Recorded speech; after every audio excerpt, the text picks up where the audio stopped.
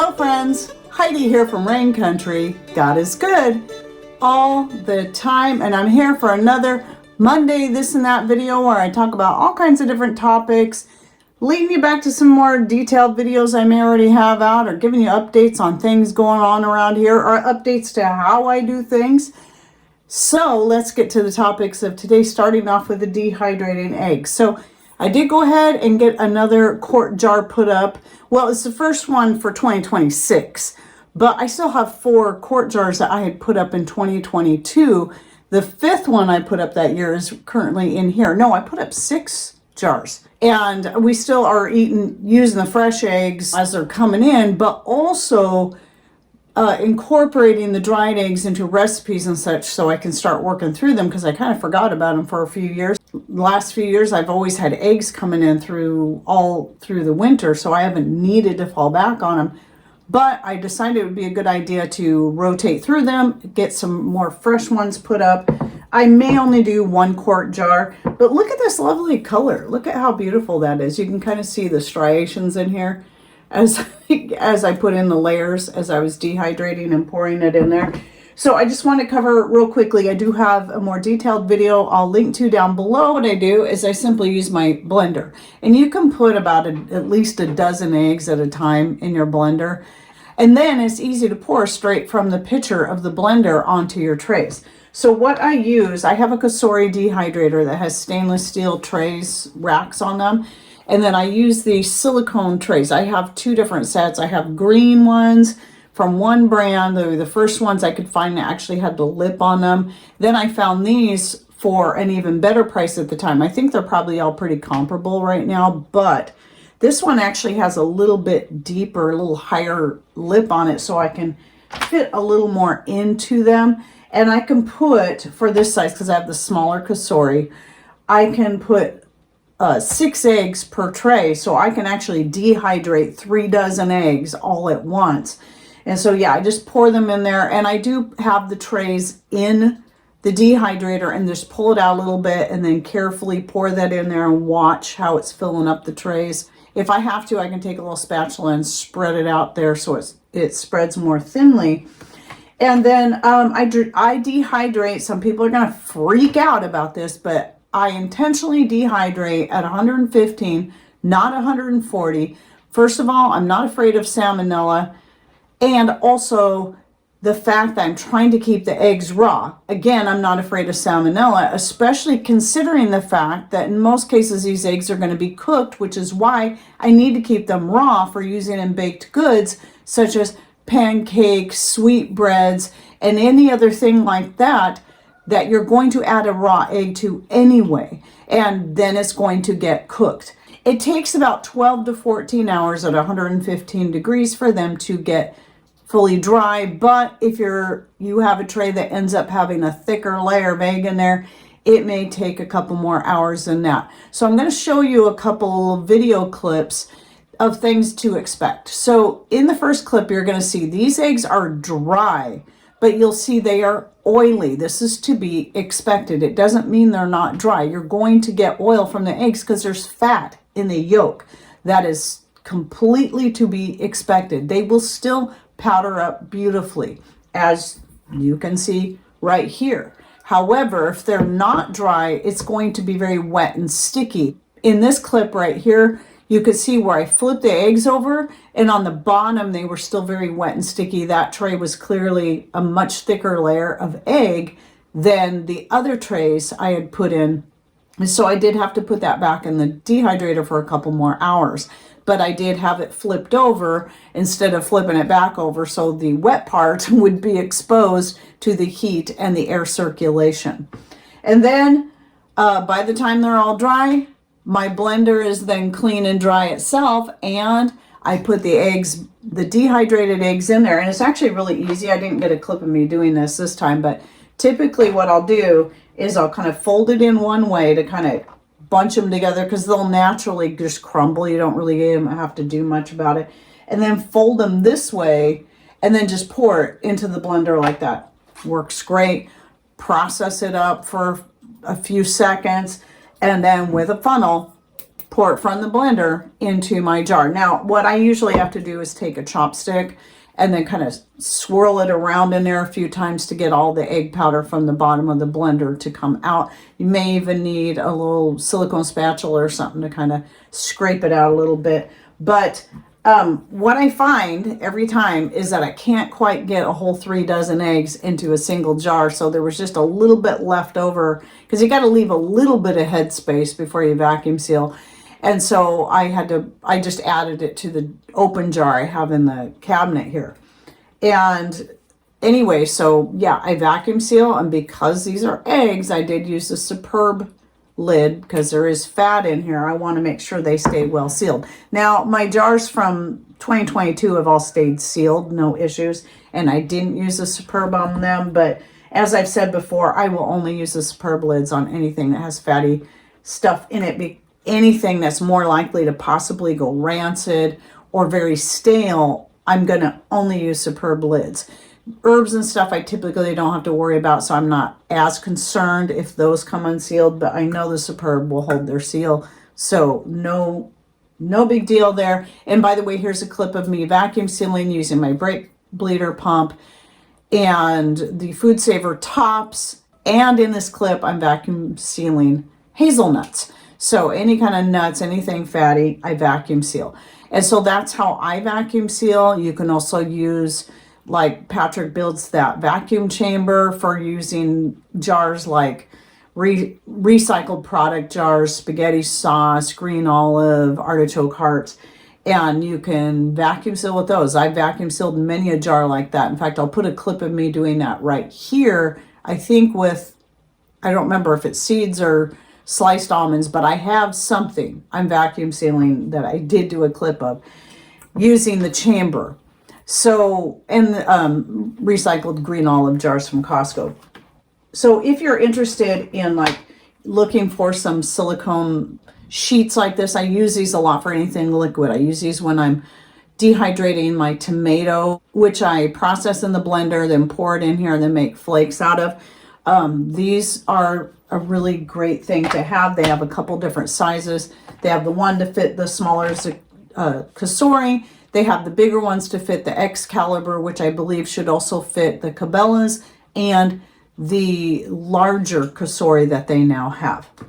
So I'll link to that. I'll also link to the Kasori dehydrator I have. Love it. I have 2 of them now, and I like the smaller size because I stack them and I can save some space by stacking them, and those are in my other room on the counter in there. So that's it on the dehydrating eggs. It's a really great way to put up eggs. And by the way, in that video, I also cover some different ways that I've used the eggs in various baking things and even just cooking them as a scrambled egg, and they turn out pretty good. So moving on to the next one. I don't have a video on this yet because I've made tamale pie and I have a video on that. But I haven't made tamales, like authentic tamales, in I don't know how many years. And it was one of those things I just kind of forgot about because you got to have the corn husks on hand. And I don't think of saving the corn husks off my plants because I just forget stuff like that. And then I was like, man, I'd really like to make tamales again. Can I even remember how? So I had to look up some recipes just to get a remembrance. You know, I remember the basic ingredients, and even the recipe I use, I'm going to modify quite a bit. I just tried it based on their recipe. I did use the chicken bone broth for the, with the masa, you know, for the breading part of it. And that was pretty good and added some nice flavor. And I just made it up, so I didn't have to dehydrate it or can it or anything. It was just, there it was, and I used it. But here was the little thing I did that, some of you might appreciate if you've ever made the more authentic tamales with the corn husks. Well, if you're not growing corn and you don't think, or you are growing corn and you forget to save the husks, I'm like, I'm not going to go down the store and buy corn husks. I'm going to find something else. And I decided to try using cabbage leaves. And so I actually just put the whole cabbage head in a pot of really hot water and just kept that water really, really hot on the stove. I didn't boil it because I didn't really want to cook it thoroughly. I just wanted it hot enough to help me loosen the leaves off the head of cabbage without tearing them. and then make them soft enough so I could use those to wrap my tamales. Sorry, but I didn't get any clips or photos of me actually doing the process of spreading the masa mixture and then the meat mixture in the center. But I did take a couple of pictures of and images of the completed product. So here is what they look like in the pan. So I steamed them. I just piled them into my steamer basket in the pot and then steamed them after I had them all together. And I was just amazed at how well they held together. I didn't even have to tie them. They just stayed held together quite well. And then here's a little bit of what they look like after they were completed. Now here's the cool thing about using the cabbage leaves. You can just eat them and they were fine. They got tender enough in the whole process of them cooking in the steaming process, which takes about 45 minutes. And they were nice and tender. And so you could just eat the whole thing. You didn't have to unwrap the husks and then throw them out. And I'll be doing that from now on, even if I do happen to remember to save the husk from my corn. I think I'll stick with the cabbage. I really liked that. So some may not like that, but I really didn't taste the cabbage flavor in the tamale because you've got all these other spices and things that kind of cover that up. It's very, very mild. And so just a little trick there if anyone's just looking at a different way to make tamales and something you can actually eat easily enough. And I was really thrilled with that. Now, the other thing I wanted to talk about was the crispy treats. So you might have seen where I put the picture a couple of weeks ago of the Rice Krispie treats I made with the caramel sauce. Well, I did link to my recipe video on making the caramel sauce, but I don't have a recipe video out on making Rice Krispie treats because the recipe's basically the same. You can find it anywhere. Now, you won't find it on your organic crispy rice cereal like this is what I use. This is actually brown rice. And so Cascadian Farm, and there's a couple other brands you can get. They don't actually have a recipe on here, which would kind of surprise me. But at any rate, you can look online and find the recipe. But basically, the recipe is you put some butter in a pan. You put in about 10 ounces of marshmallows. So you're going to go by ounce if you're using the mini marshmallows, which are going to melt faster. Or you go by number, which is usually 40. And that's typically how many are in a 10-ounce bag. And then you melt the marshmallows in the pan and you add about 6 cups of the cereal to that. And then mix it in really good, spread it in your pan. It's that simple. That's why I couldn't even see the point in putting out a recipe on that. However, here's what I do differently. So I have always added more marshmallows. So I add a third more. So instead of 10 ounces, I'm going to use 15 ounces. Instead of 40 marshmallows, if I'm doing the large size, I'm going to use 60. So it makes it a little more gooey. And one thing I found about the Dandies, the Dandies marshmallows, they're not necessarily organic, but they're vegan, so they're not going to have any pork gelatin in it. You don't have to worry about that. And no high fructose corn syrup, just cane sugar. And so they're a little more natural. But one thing I noticed about them, and it could be because they don't have the corn syrup, is they don't taste near as sweet. You're probably getting the same amount of sugar, but it just doesn't, they're not overly sweet. I really like the Dandies marshmallows. And then I also like to add the chia seeds. I thought about adding flax, but the flax isn't going to get cooked or soaked enough. So I used chia seeds, and I put probably about a 1/4 cup of chia seeds into the whole mixture just to add a little more nutrition in there. And the grandbabies don't even notice or care. I think they even just think they're sprinkles, like you would put on top of a cupcake or something. But they're mixed all through the whole Rice Krispie treat. And then not all the time, but sometimes I'll put a little of my caramel sauce on top just to add a little more flavor. But with that said, the other thing I wanted to talk about was homemade marshmallows. Yes, you can make your own homemade marshmallows. I've done it a couple times years ago. And then after that, I decided it wasn't worth it to keep doing it unless I finally, some point, if I ever break down and get a stand mixer, then I'll start making my marshmallows from scratch. Because that's the one thing I found. And it's why I haven't bought one yet, because it was the only thing I could think that I would really like a stand mixer for was making marshmallows. Because you do have to whip them for a long time with a mixer. for a long time. With the stand mixer, you can just put it in there and basically forget about it. I can't remember how long it is, but what I'm going to do is I'm going to link to the recipe that I used, which is from Wellness Mama. She has a lot of great recipes for all kinds of natural products. Your own, that's where I got my basic for the homemade mascara, and then kind of developed it from there, making it my own way, and making baby products and all kinds of stuff. So anyway, I'll link to the marshmallow recipe down there, and then you can peruse her site and find all kinds of other great stuff. But it does use like beef gelatin, but also marshmallow root, which is cool because I grow my own marshmallow, so I can use my own marshmallow root for that. Whereas years ago when I made them, I had to buy the marshmallow root. So yeah, that's a way you can make it even more organic and natural, is by following a recipe like that, if you'd like to learn how. But like I said, it's a long process, but they are quite good. Okay, and then a couple more things. And I know I've shared this before, but I can tell when people typically only watch my Monday videos, because in my Monday videos, I always use the same song, always, but I don't use it in any other videos. Now, in the beginning, back in 2016, when I started my channel, I used a completely different song all the time for every video for a little while. Then I started incorporating several other songs, and through the years, I keep adding to that list of songs that I use in my videos.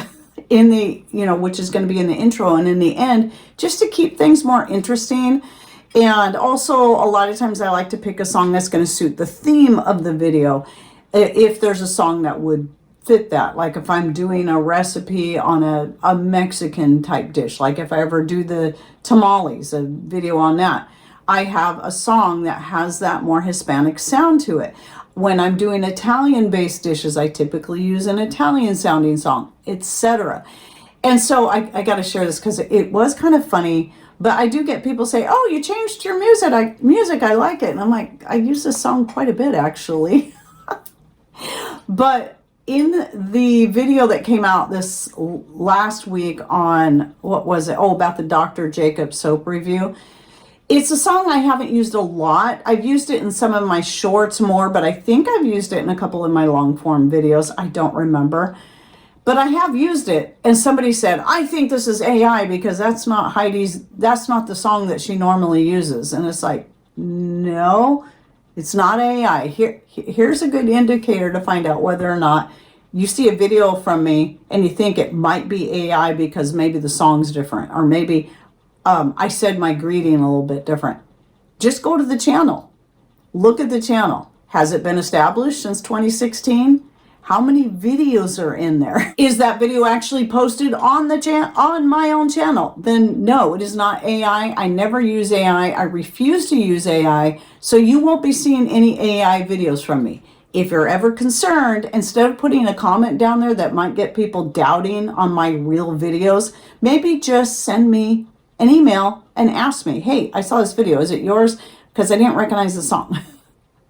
And then the last thing I wanted to say is just to remind everybody that I know people can get things like the Dr. Jacobs soaps or the Superb lids in their local store, and that might be easier for you. And maybe you can even get them at a better price. But I just want to remind everyone that when I have videos like that, or when I talk about products like that, not everything, but a lot of the things I am an affiliate with, I only team up with products that I really enjoy, that now I will always use the product first before I even agree to be an affiliate with anyone. I will buy it for myself instead of, always expecting free stuff. Now, if I'm already an affiliate with them, like I was with Dr. Jacobs, because I initially reached out to them because I liked their soap so much, their liquid Castile soap.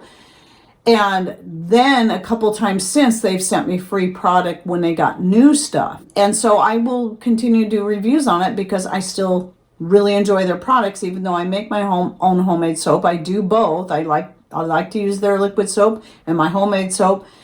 And same thing with the Superb lids. I was using them and happy with them before I became an affiliate with them. And so that's the only way I do it from because of a couple of bad experiences and companies just deciding, well, because I'm fully honest about their product, they decided to just drop me. And I'm not just going to praise something completely if I don't fully believe in it. I'll share the good points and the bad points. But anyway, that's kind of a side topic. But I just want to say, usually when channels like mine have an affiliate, what that means is we can typically offer you a discount. So like with the Superb lids like I have here, you'll always find their link in my description box along with the Dr. Jacobs. You can get 20% off. That's like the best, other than Shepherd's Crook, which I can give you a 25% discount off of that through my code off your first order. But I'm not actually an affiliate with them. I don't make a commission off them. That's the difference. Whereas with Superb, I make a 10% commission plus you get a 20% discount. With Dr. Jacobs, I think it's 10 and 10. I get 10% and you get a 10% discount. And so it's a win-win situation for both of us when you go through my links and order. And most of these companies, you can get free shipping if you order a certain amount of goods. When I bought the Dr. Jacobs products, I've never paid shipping. Because you don't have to buy very much to get free shipping with them. And I believe with Superb lids, you can get free shipping too at this certain amount. I just don't know what it is. So at any rate, I just want to remind people of that because we really appreciate it when you go through our affiliate links, because that does help us, especially because of what YouTube has done to channels like mine. I should be doing a lot better than I am, but I'm only making 1/6 of the income I was making when I only had half that amount of subscribers. So these kind of things like this, when you buy the products we make and sell, you go through our affiliate links, it really helps keep me going and keep me motivated. There's hours and hours of work that goes into creating these videos. And when you're making just a small fraction of what even minimum wage is, sometimes it's kind of hard because it's a lot of time going in there. And I'm thinking of all the time that I put into this channel, I could be doing other things.